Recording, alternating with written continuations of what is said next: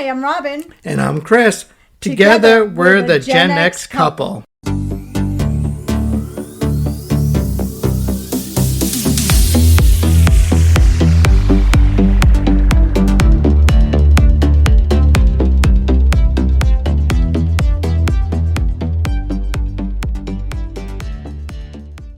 Guys, Take one. Hello, everyone. there's a slight chance that the hay got cut off, but I'm going to leave it because you know that I meant hay at the beginning.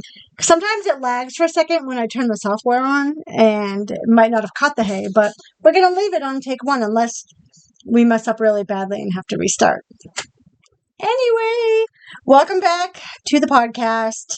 Today, we're going to do a deep dive into some of New England's quirkiest local legends. These are the kinds of stories that mix history, mystery, and folklore. So we decided to call it Local Legends with a Twist because it's a little bit of everything. Tonight, or today, actually, you're going to hear everything from dancing ghosts and vanishing barns to walking fish, floating lanterns, mischievous beach tricksters, and even flying cows. New England is full of tales that are part truth, part exaggeration, and all of them are completely captivating. Yes, New England is a place where the past feels alive. Streets, forests, ponds, docks, and taverns have witnessed hundreds of years of life. Sometimes the stories that grow around these places are as fascinating as the history itself. And what makes these legends so special is that they happen in ordinary locations, places people pass every day without realizing it, that there's a story beneath the surface. I know, I love that.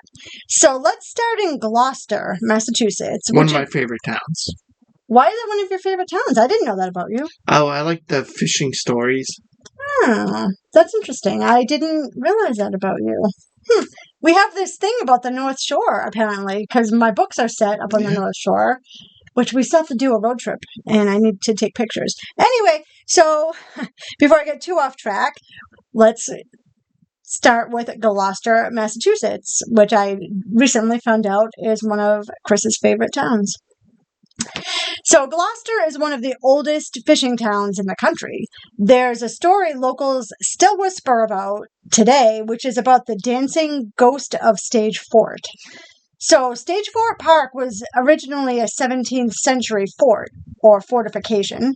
Fort is short for fortification, if you didn't know. And it was later converted to a public park.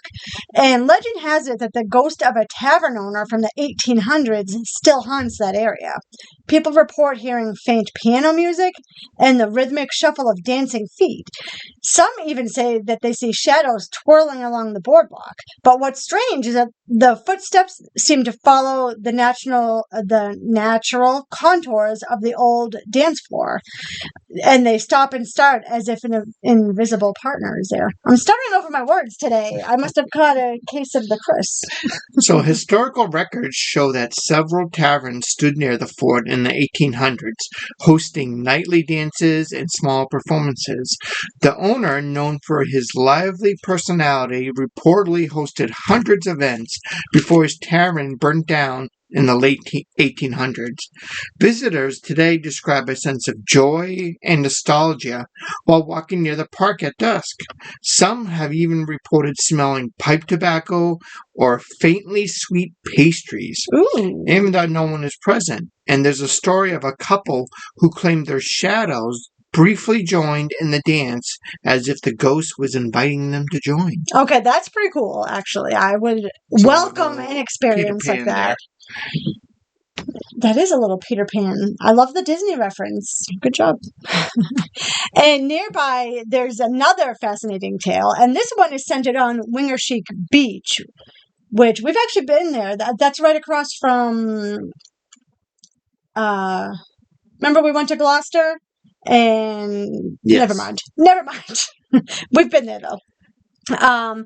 So this beach had a mid-20th century fisherman who claimed that his nets were mysteriously removed from the water and neatly stacked on the rocks for several nights in a row. When he went to investigate, he saw small gray hands peeking out from the shadows, accompanied by fainting clicking noise, which he thought almost sounded intelligent. He swore it wasn't human mischief. There were no footprints in the sand, no tire marks, nothing suggesting anyone else had been there. But each morning, the nets would be tidied and hung up on the rocks in perfect order. Local fishermen joked that it was the Wingaersheek trickster, a playful spirit on the coast. Decades later, kids walking the shoreline claimed to see some gray figurines hopping along the rocks, sometimes carrying driftwood or seaweed. And the clicking sound, locals still hear it on foggy mornings even today. Maybe it's puckwudgies. Maybe. We're actually going to do an episode on puckwudgies. Yes. So if you're scratching your head and you're like, what's a puckwudgie? Even though we did mention it in the Bridgewater Triangle episode like a year ago, we're going to dedicate an entire episode to these little guys. Soon, very soon. Stay tuned for that. Anyway, that story about the little gray dudes is a story that combines natural phenomena, tide, rocks, shadows, with a sense of deliberate intelligence. And that small mix of mystery and coastal life keeps the tale alive to this day. Now, moving on, I think I messed up. Salem is the one I like, not Gloucester. So Salem, Massachusetts. What? That's, but no, you said fishing. You said you liked it because of fishing. But Salem is right on the ocean, too. Okay. They had fishing boats there. That was good tales. Okay. So, moving on to Salem, Massachusetts. Which is a completely different town from is. Gloucester, by the way. That's the tale of Creeping Fish Pond. On foggy mornings, locals have claimed to see fish moving out of the water and crawling along the banks before slipping back in. Witnesses describe them moving slowly, almost deliberately, and sometimes appearing to watch onlookers. Onlookers. Children even claim that the fish follow their footsteps along the bank before disappearing. Sorry. Sometimes he mispronounces something and it just strikes me. I really wonder funny. if this is just like evolution. The fish are crawling out of the water. Look at us. We evolved from whatever we evolved from. Who knows? But anyway, apparently it's not just the fish. People report soft splashes, ripples appearing on otherwise still water, and faint whistling sounds. Biologists argue that it's probably eels or mud skippers. I don't even know what a mud skipper is. Do you? No. Yeah. Anyway, that's what the Al Gore's interwebs told me. It was probably eels or mud skippers. But the locals insist that this phenomena has been observed for decades. Some say that if you leave small objects at the water's edge, they'll disappear overnight, only to reappear in a different spot. And it's this mix of explanation and mystery that makes the pond so captivating. Now we're moving to the south. Although, pause, because it probably just got washed up in the tide, and then it probably just it landed somewhere else. Anyway, sorry, that just occurred to me. So we're going to be heading south. Now, this is my favorite town. Yes. Newport, Rhode Island. We love Newport. I love it. Now, there's a legend of a ghostly sailor who never boards a ship. In the 1700s, a young man fell in love with a wealthy merchant's daughter, but was forbidden to marry her. Heartbroken, he wandered the docks endlessly. People report seeing a figure in old maritime garb, walking along the piers, pausing to stare at the horizon as if waiting for a ship that will never come. Lighthouse keepers say he disappears behind barrels or crates, only to reappear moments later. That's wicked sad. Historical records do confirm that a young sailor disappeared in Newport during this period, though the details are scarce. They didn't keep good records back then. But locals suggest storms or unusual tides may be what brings him back. And some say they've seen lanterns bobbing along the water as if lighting his path. The docks themselves, the creaking woods, the salt air, and the fog rolling in make the story feel almost tangible, as if the past refuses to leave. And who knows? Now I want to go scout out the dock and go see if we can spot this guy. We've been down the docks a lot. Yeah, I don't know which one, but now I want to find out. All right, so next town, which is okay, is Plymouth. And there's the story of the vanishing hitchhiker of Miles Standish State Forest. Witnesses describe a young woman in colonial... No. Colonial. No. colonial attire, attire. Oh my God. who asks for rides late at night. She smells faintly of forest and salt air, and the temperature drops sharply around her. Drivers often report she vanishes before they can respond, leaving car doors open or the warmth of her touch behind. Some say she points to the trails that lead nowhere. Yeah. That's unusual, leaving warmth behind, because it's usually cold. It is usually cold. I feel like this is a case for Sam and Dean Winchester. Yes. That's totally something they would investigate. And you guys, this story likely has historical roots. How did you say it? Colonial? Is that how you said it? No, I said it right. Whatever. Yeah, Right. colonial trails crisscrossed the forest back then, and settlers sometimes disappeared while traveling them. That makes sense. Over the years, the story evolved into a ghostly warning, which is one I had never heard of, despite growing up here and living in the next town over Yes. for many, many years. I didn't even find this until I started researching for the episode. But anyway, apparently it's evolved into a ghostly warning. One hiking family reported that their dog barked and growled at nothing, following the woman's movements along the roadside, only to be confused when no one was visible. There's a treasure trove on Reddit of all kinds of Yes. stories, by the way, if you're wondering, if you want to read more. And even ordinary locations hold strange stories, like in Concord, Massachusetts. There's the Vanishing Barn, reportedly appearing along a remote dirt road only at certain times of the year, usually early autumn. Drivers describe a classic red barn with white trim, sometimes fully intact, sometimes partially collapsed. On clear days, it seems to disappear completely, leaving only open fields and stone walls. That's the first time I've heard of a ghost building. I feel like we watched a show at one point, like on Sci-Fi, or I feel like we watched something that was similar to that. But now I want to go try to hunt this barn down. But eyewitnesses apparently described feeling a strange timelessness near the barn. I don't know what that means, but okay. And to them, the air feels heavier, quieter, as if you've stepped back into the 18th or 19th century. One longtime local recalled seeing the barn framed by golden maple trees in the morning fog, only to return later with friends and find nothing but empty fields. Some say the barn shimmers or fades when you try to photograph it. Historians suggest the barn could be linked to the Revolutionary War era, buildings or hidden militia supply storage. War era buildings, because I think you left that out. You just said buildings, I think. Locals also report hearing a faint creaking or the soft scrape of wood when no one is there, and sometimes noticing subtle changes in the surrounding fields, flattening grass or shifted stones, almost as the barn left an imprint in the ground. Yeah, so I'm gonna mark this episode because this is like perfect Chris mispronunciation day. So I want to remember what episode this is so I can refer people. This is classic. Idiot. And you would understand that if you listened to the podcast from the beginning, because we talked about it at one point.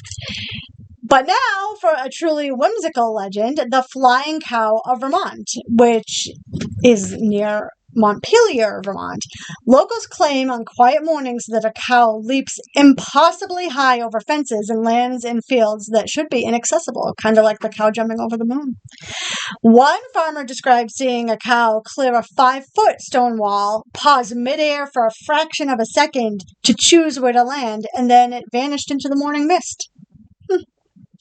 Some suggest it began as a tall tale between neighboring farms, but eyewitness accounts are striking that, because farmers and children and school bus drivers reported seeing the cow move with intelligence, aware of who was watching.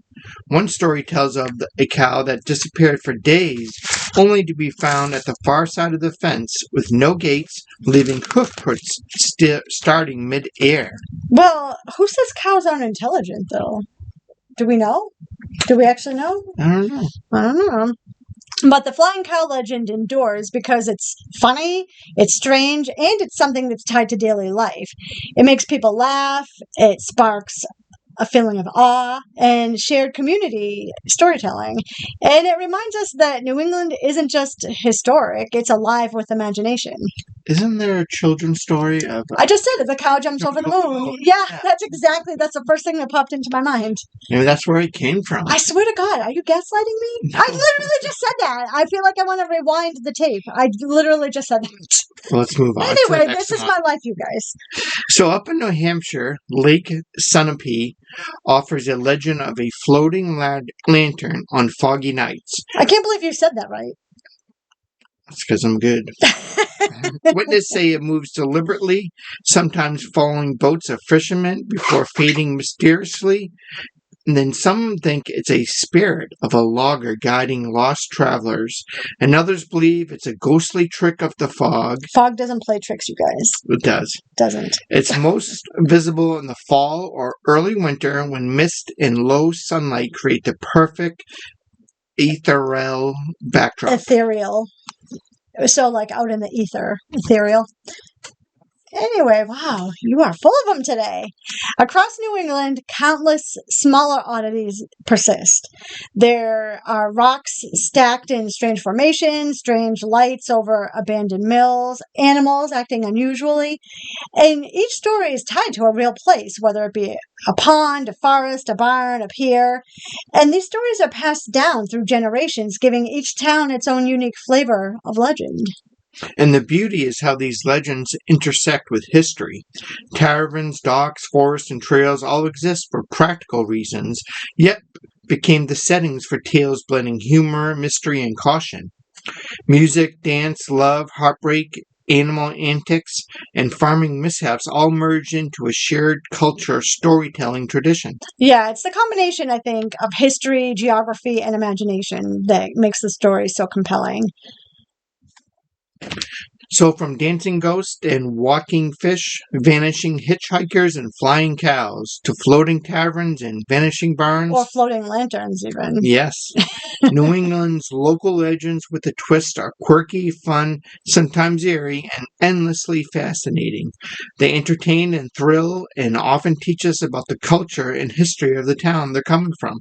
Yeah, so next time you're walking along a pier in Newport or driving through a forest road in Plymouth, I don't recommend, or wandering through stone walls in Concord, pay attention, because you never know when a dancing shadow, a vanishing barn, a little gray guy on Wingaersheek Beach, or even a flying cow might remind you that New England is full of surprises. Yes, these local legends show us that ordinary places can hold extraordinary moments, and that's the part of the magic why we love them. Yeah, so that's going to wrap it up, you guys. I hope you guys liked hearing the stories. I would say connect with us on social media, but I'm really bad about updating our social media. I don't know. I've been disenchanted by social media lately, and I've been bad about updating all of my accounts, not just this one. But one of these days, I'm going to surprise you guys and update it. But you can always send us an email. What's our email address? Is it the Gen X Couple? .com. Yeah. Or at Gmail. Yeah. Yeah, it's not the Gen X Couple podcast, right? Is it the Gen X Gen Couple? X Couple podcast. I'm going to actually double check that because now I'm not 100% sure. Hold on, you guys. Oh, it is the Gen X Couple podcast at gmail.com. See, I don't even know. But you guys can get in touch with us. You know where we are. And I also wanted to say that we're recording this today's Saturday. It's Valentine's Day, which we don't acknowledge. Well, for Marsh, I did. But anyway, so we're only a few days out from when this is going to go live. So that's All pretty right. impressive for us. He's trying to cut me off because I'm rambling. We'll see you later, You should have alligator. seen the look he just gave me. He's pressuring me. But anyway, in a wild crocodile.